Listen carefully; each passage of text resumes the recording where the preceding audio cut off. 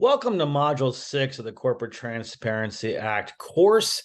And in this module, I want to go over just how subjective and vague this law is in a lot of ways and why I'm so concerned about this, especially in the light of what government agency is overseeing this law.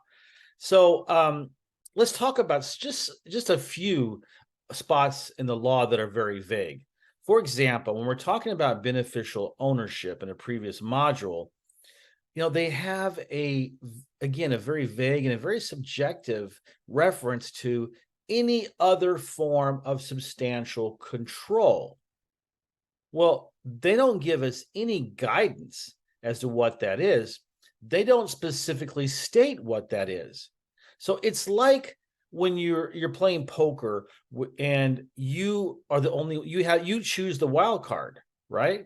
So if one-eyed jacks or whatever, that gives you special powers, but the other people don't know what it is. Only you know what that wild card is, so you can use that to your advantage whenever you want. But this is serious stuff. This is not just losing a hand in poker. What is it? What is any other form of substantial control? And who is the judge and jury? Well, it's FinCEN, right? FinCEN makes this up. They put this very vague and subjective point of the law in here, and they're the ones that interpret it. So we're always going to be behind the eight ball when it comes to that, which I don't like at all. Another thing about beneficial ownership is where they state that, anybody that influences decisions in the company. Again, it's not stated who. So they can decide that someone else is there. And remember the way this is set up. We just covered this in the penalties, in errors, the penalties section or module of this course. And senior officers, you, the business owner, you can be held liable for that. All the penalties, even though they can arbitrarily decide, well, we think this person has, influences some decisions, so therefore this person has to report. What if it's your wife or your husband? You ever think about that? It did not occur to you that person needs to be, that person influences control or influence some decisions you make. They could very well come down and say, your spouse was not reported as a beneficial owner, therefore you are willfully non-compliant. And you may think that's no big deal, but if they go after you, those are the kind of things that they're going to cite if they freeze your account or they seize your assets, or worse, they try to go forward with criminal charges. Then they're going to use those subjective and vague things to justify why they won't give you the money back or unfreeze your assets or whatever. So that is just totally scary and frightening and horrifying, frankly. Okay. And then of course in the penalties section that we talked about, well, they talk about willfully not reporting or failing to report. But who determines what willfully means? FinCEN does. The organization, the department that oversees money laundering, they're the ones, the hatchet men, that people go after that and seize assets right and left. They're making that decision about what does willfully mean. So so they're going to go after me for $1,500 a daily fine instead of $500.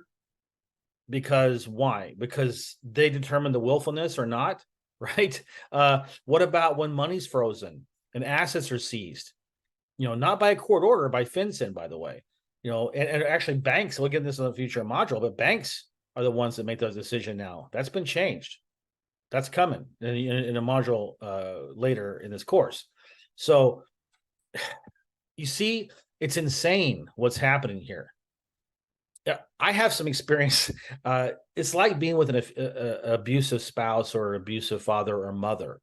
And I grew up with an alcoholic. He was a rageaholic and all this stuff. And I'm not going to get all touchy-feely here and recovery talk, but it's a good example. I found that this resonated with me when I was thinking about what this reminded me of. when you're in that type of a situation, you never know where you stand. You're constantly in fear of when other shoe's going to drop, and that person, that abuser, is always has the power. You have no power. You can't change their mind or anything. So that's what we're in. Basically, the Corporate Transparency Act has put all of us business owners and investors, we're now in that type of abusive relationship, and we never ever know where we stand and where they can drop the hammer on us, and we have no rights, right? I can tell you this, that when I was able to get away from that crazy environment, just physically removing myself did such a world of good for me. But, thinking about this, what if if you may think that you have no choice, but why would you voluntarily submit to this if there's a legal way to remove yourself from this environment and not put yourself in that kind of crazy situation where the shoe can drop any day without warning? So as we move forward in this course, keep thinking about that, and it'll be important. You'll see it when that module comes up. So in the meantime, I'll see you in the next module.